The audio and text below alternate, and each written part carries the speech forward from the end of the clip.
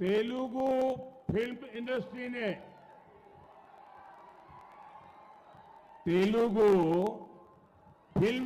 ने भारत को ट्रिपल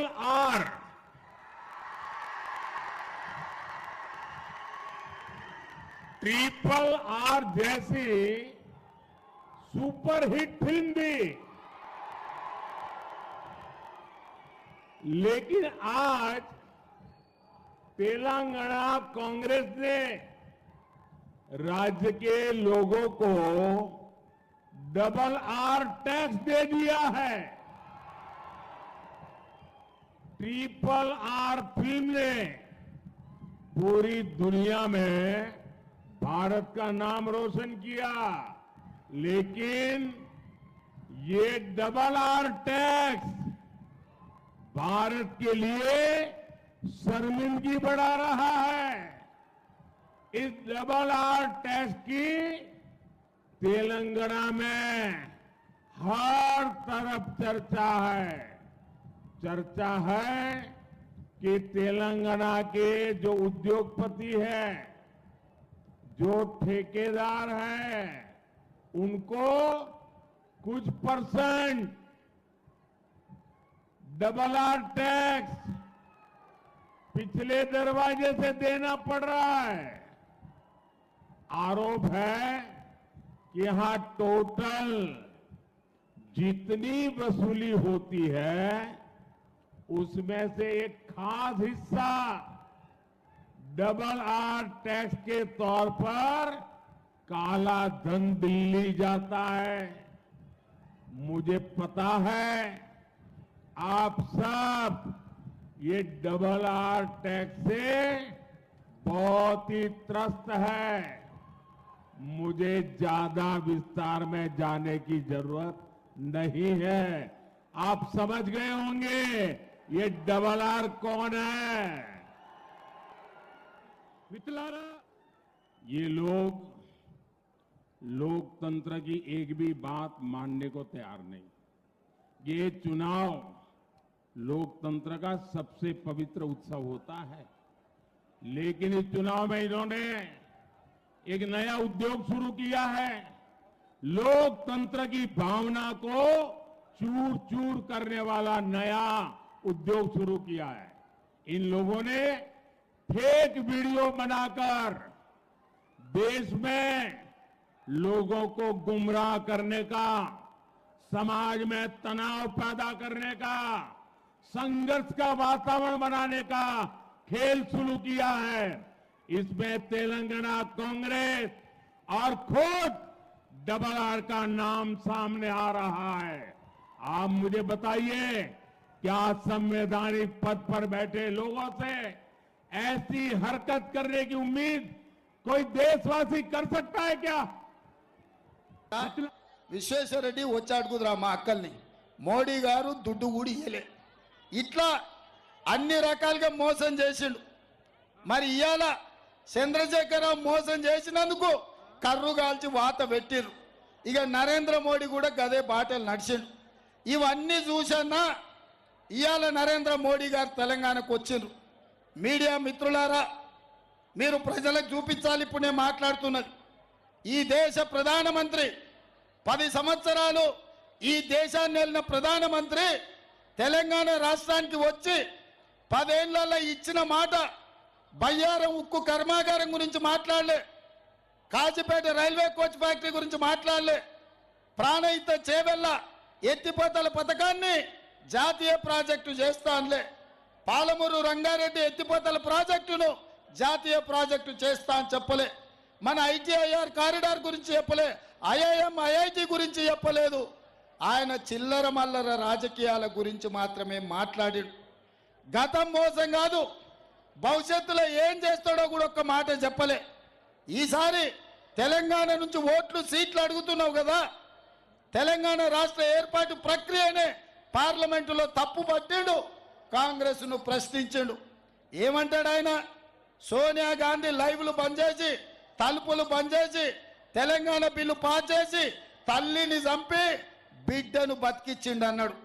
దానికన్నా క్షమాపణ చెప్తాడేమో మోడీ అని నేను చూసిన. అది కూడా చెప్పలే. రేపు ఎన్నికల తర్వాత తెలంగాణకి ఏమిస్తాడో ఏమి తెస్తాడో ఒక్క మాట కూడా చెప్పలే. ఆయన ఉపన్యాసం అంతా ఇన్నా తెలంగాణకి ఏమన్నా చేస్తాడేమో అభినందిద్దామని. పోని 100 రోజుల్లో మనం ప్రభుత్వం చేసిన ఒక్క విషయానన్నా వారు ప్రస్తావిస్తారేమో, ఇది మంచి చేసిండి పిల్లగాడు పర్వాలేదు అంటాడేమని. వచ్చిన మొదటి 48 గంటల్లోనే ఈ రాష్ట్రంలో 35 కోట్ల మంది ఆడబిడ్డలు ఆర్టీసీలో ఉచితంగా ప్రయాణం చేసే అవకాశం ఇవాళ మన పార్టీ ఇచ్చింది. అదే విధంగా 500 రూపాయలకే ఆడబిడ్డలకు సిలిండర్ ఇంటికాడ ఇచ్చినాం. ఇదే కాదు, ఆర్థిక భారం ఆడబిడ్డలనే ఉంటుంది.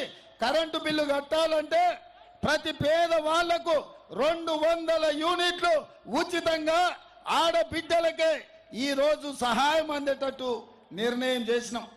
ఇన్ని రకాలుగా తెలంగాణ రాష్ట్రంలో ఆడబిడ్డలను ఆదుకోవడమే కాకుండా రాజీవ్ ఆరోగ్యశ్రీ ద్వారా 10 లక్షల రూపాయలతోని పేదలకు ఉచిత వైద్యాన్ని అందించడం. ఇదైనా మాట్లాడతాడేమని చూసిన. ఇదే కాదు, ఇవాళ ఇందిరమ్మ ఇల్లు పేదలు కట్టుకోనికే 4,50,000 ఇల్లు 22,500 కోట్ల రూపాయలతోని తెలంగాణ మొత్తం ఇల్లు ఇస్తున్నాం. అది కూడా మాట్లాడలే. అదే విధంగా 3 నెలల్లో 30,000 ప్రభుత్వ ఉద్యోగాలు ఎల్బీ స్టేడియంలో పిలిచి 30,000 కుటుంబాలను అక్కడికి రప్పించి వాళ్ళ పిల్లలకు ఉద్యోగాలు ఇచ్చి వాళ్ళ తల్లిదండ్రుల కళ్ళల్లో ఆనందాన్ని మేము చూసినాం. అదైనా అభినందిస్తాడేమనుకున్నా, కానీ అది కూడా అభినందించలే. బీసీ జనాభా లెక్కలు కట్టి బీసీలు ఎంతమంది ఉందో లెక్క తీసి రిజర్వేషన్లు పెంచి నిధులు కూడా వాళ్ళకు ఇవ్వాలి అని మా ప్రభుత్వం నిర్ణయం తీసుకున్నది. నేను ఓబీసీని చెప్పుకునే నరేంద్ర మోడీ మీ బీసీ సోదరుల కోసం మా ప్రభుత్వ నిర్ణయాన్ని మీరు ఎందుకు అభినందించలేదని నేను అడుగుతున్నా. ఇవన్నీ పక్కన పెట్టుర్రి. ఇవాళ దేశాన్ని పట్టి పీడిస్తున్నది డ్రగ్స్, గంజాయి. అట్లాంటి డ్రగ్స్, గంజాయి మీద ఉక్కు పాదం మోపి ఎక్కడ పాతాళంలో దాచుకున్నా గంజాయి అమ్మేటోని, డ్రగ్స్ వాడేటోని పట్టుకొచ్చి ఈడ్చుకొచ్చి పోలీస్ స్టేషన్లలో వేసి బట్టలు పదిసి కొట్టి జైలుకు పంపిస్తున్నాం. ఇవాళ మా రాష్ట్రంలో మేము డ్రగ్స్ నిషేధిస్తుంటే ఏ మూలాలు ఎత్తికినా ఆ మూలాలు గుజరాతులనే వెళ్తున్నాయి. మీ రాష్ట్రంలో చేయలేని పని డ్రగ్స్ మీద ఉక్కు పాదం మేము మోపినాం. ఇదైనా నరేంద్ర మోడీ గారు అభినందిస్తారేమో అనుకున్నా, కానీ నరేంద్ర మోడీ గారు ఆ పని చేయలే. ఆయన ఒకటే తిట్లకెత్తుకున్నాడు. నాకు అనుమానం వచ్చింది. నిన్న మొన్న ఎప్పుడు చూసినా కేసీఆర్కి ఇవే తిట్టేది.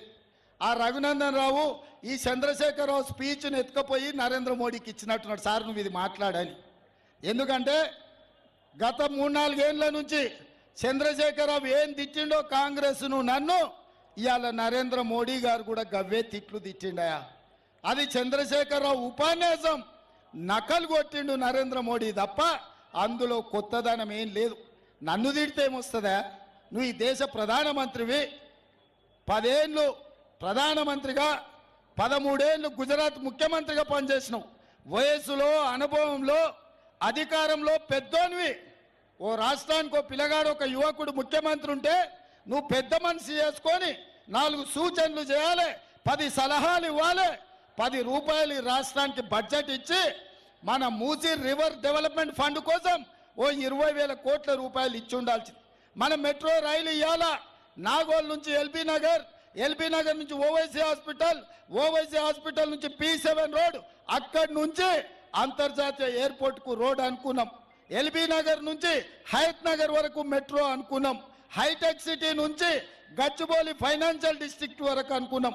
చందానగర్ నుంచి BHL రామచంద్రాపురం వరకు మెట్రో వేసుకుందాం అనుకున్నాం.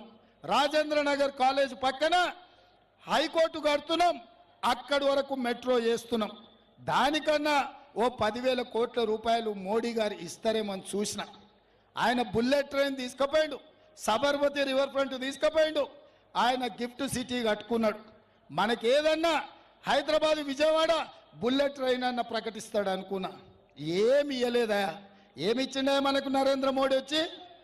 గాడిద గుడ్డిచ్చిండు. ఏమిచ్చిండు? ఏమిచ్చిండు? ఏమిచ్చిండు? గట్టిగా చెప్పాలి. ఎట్లరా నాయన? భయమా? భయపడుతురా? మనం కేసీఆర్నే బండకేసి కొట్టినాం. ఆయన ఢిల్లీ నుంచి వచ్చి ఈడ బెదురుతామా? నిన్ననే ఢిల్లీ పోలీసులను పంపించిండు. ఈడీ, ఇన్కమ్ ట్యాక్స్, సిబిఐ అయిపోయింది, ఏం కాలేదు. ఢిల్లీ పోలీసులను గాంధీ భవన్కు పంపించండు రేవంత్ రెడ్డిని పట్టుకురాపోండి అని. మీ రేవంత్ అని ఎప్పుడైనా భయపడ్డా? చంద్రశేఖరరావు శర్లపల్లి చెంచల్ కూడా పంపిస్తే ఊరుకున్నామా? గద్దె దించినాం కదా.